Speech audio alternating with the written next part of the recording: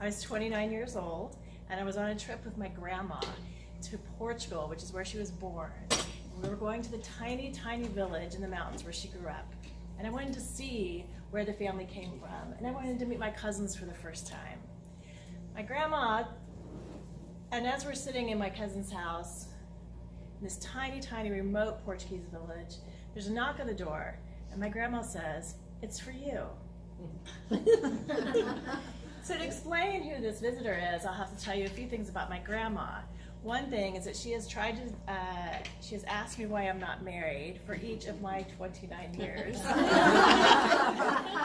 and expressed her concern that 29 is really way too old to not be married. She also told me during this trip, as soon as the plane landed on the ground in Portugal, that she would be in charge of me because my father wasn't present and because I wasn't married, I was under her care.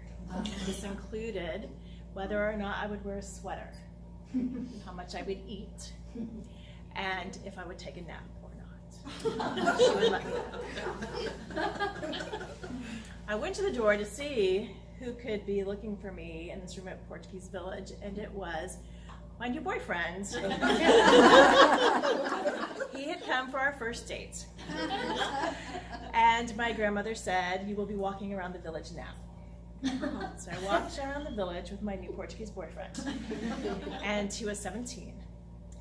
And he had a little peach fuzz mustache, like just barely starting to grow. And his favorite band was the Spice Girls, and he had not learned how to drive yet.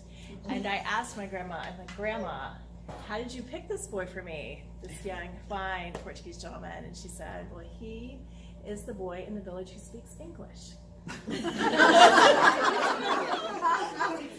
So I dated my sweet summer Portuguese boyfriend for an entire week.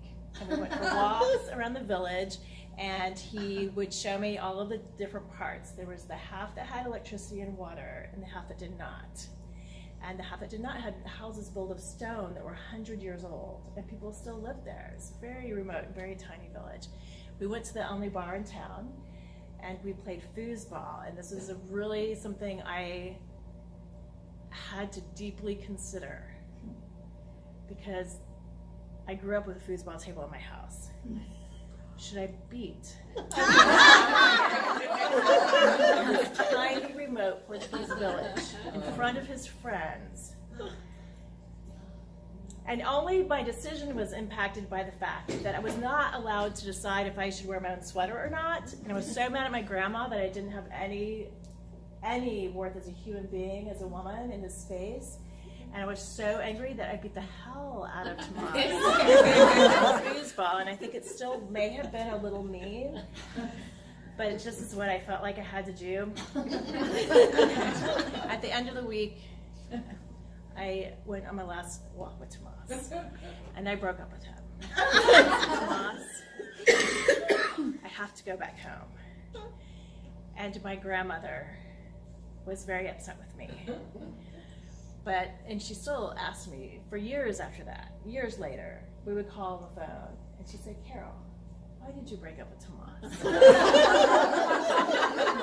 He spoke English.